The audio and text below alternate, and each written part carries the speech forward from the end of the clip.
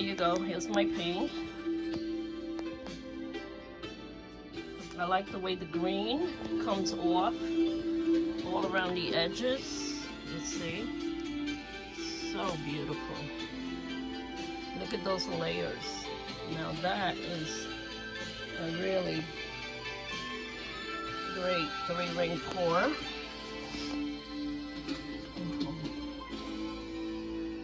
It's a little bumpy now, but when it dries, it's going to be all flat as a pancake. So I'm not worried about that. Sorry for the ring light. I'm trying to get that ring light out of the paint. Let's see if I do this.